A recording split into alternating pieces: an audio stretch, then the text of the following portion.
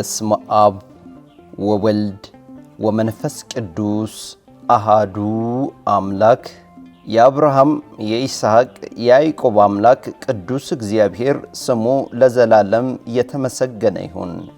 ወላዲተ አምላክ ቅድስተ ቅዱሳን ቤዛዊተ ኩሉ ዓለም ሰማይ ወምድር ንግሥት ክብር ምስጋና ለእርሷ ይሁን።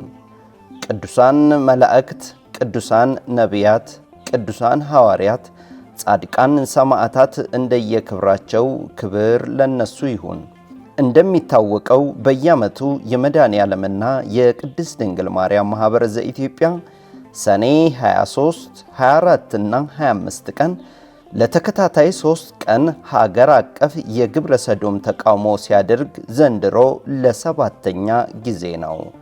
እነሆ ዛሬ ሰኔ 23 እስራ ምዕት እስራ ወሰለስቱ ዓመተ ምህረት ዘመነ ሄኖክ የቀዳማይ ቀን ወይም የመጀመሪያ ቀን የግብረ ሰዶም ተቃውሞ እያደረገ ያለ ሲሆን መሪ ቃሉም ግብረ ሰዶምን መቃወም በኖህ መርከብ መሳፈር ነው የሚል ሲሆን በዚህ መሪ ቃል ውስጥ ደግሞ የመርከቢቷ ቃል ምንድነው ስንል መርከብ ማዕበሉን ባህሩንና ውቅያኖሱን ለማለፍ የምንሳፈርበት ሲሆን በኖህ ዘመን እንዲህ ሆነ።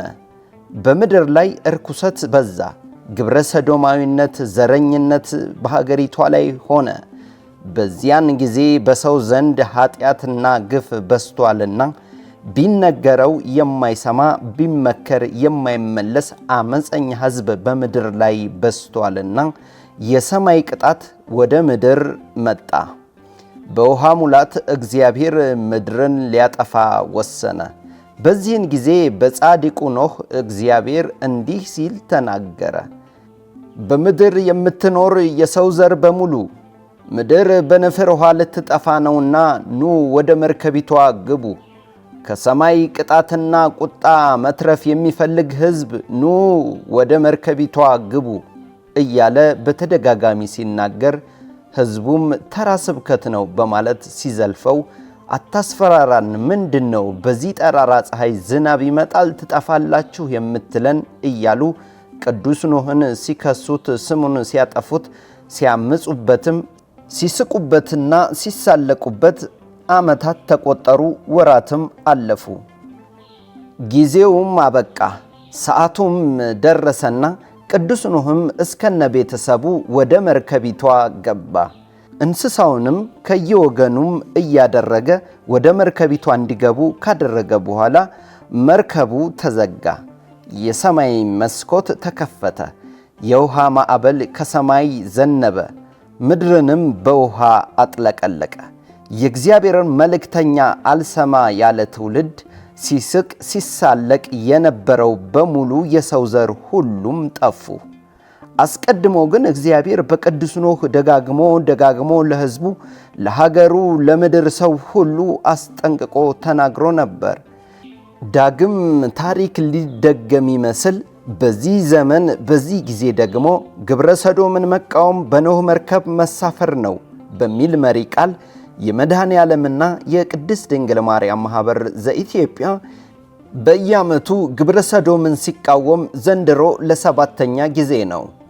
በዚህም የሰማይ ቅጣት መጥቷል።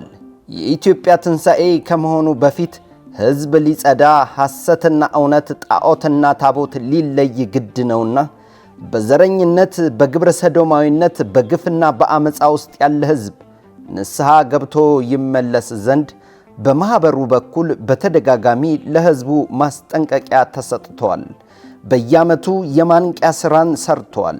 የግብረ ሰዶማውያኑን ምልክትና ድብቅ ሴራን ሕዝቡ እንዲያውቀው ተጽዕኖ በመፍጠር ተቃውሞውን ሀገር አቀፍ በማድረግ አቀጣጥሎታል። ማኅበሩ የሚጠበቅበትን ሁሉ አድርጓል። ሕዝብ ከተኛበት እንዲነቃ፣ ትውልድ ከእርኩሰትና ከጣዖት እንዲወጣ መክፈል ያለበትን መሥዋዕት ከፍለዋል። ንግሥተ ነገሥታት እህተ ማርያም ዘኢትዮጵያ በተደጋጋሚ የሰማይን መልእክት አስተላልፈዋል። ምልክቶቹ በዓለም ላይ ተፈጽመዋል። ግብረ ሰዶማውያን የተጋቡበት ካቴድራል በእሳት ድን ተቃጥሏል። በብራዚል ካርኒቫል የአውሎ ነፋስ ማዕበል ተነስቶ በጎርፍ ሙላት ከተማው ተጥለቅልቋል። በአሜሪካ፣ በአውሮፓ፣ በአረቡ ዓለም የነውጥ ማዕበል ተነስቶ የእግዚአብሔር ቁጣና ቅጣት ምልክቱ ታይቷል። በቅድስት ሀገር ኢትዮጵያ የመሬት መንቀጥቀጥ ሆኗል። በአንድም በሌላም መልኩ እግዚአብሔር ተናግሯል። ይህ ማህበር በየዓመቱ ተቃውሟል።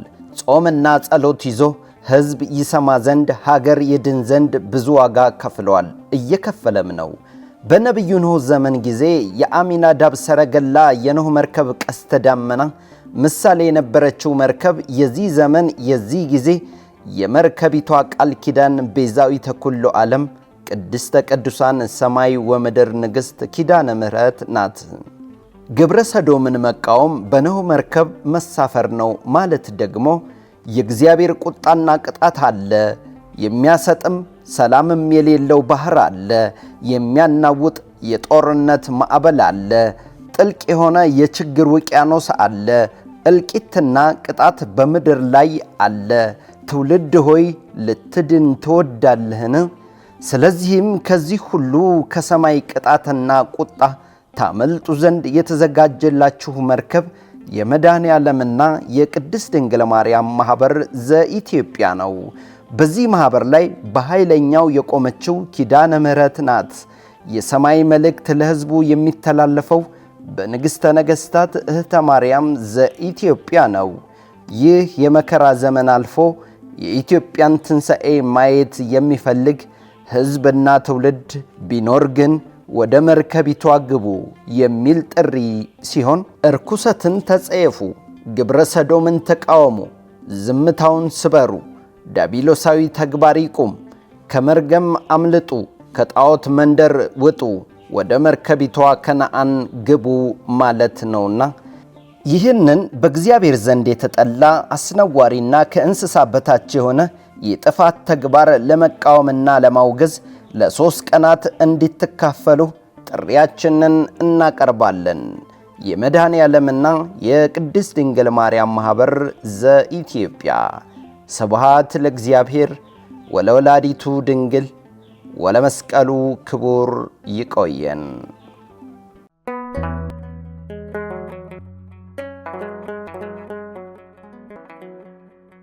ዘኢትዮጵያ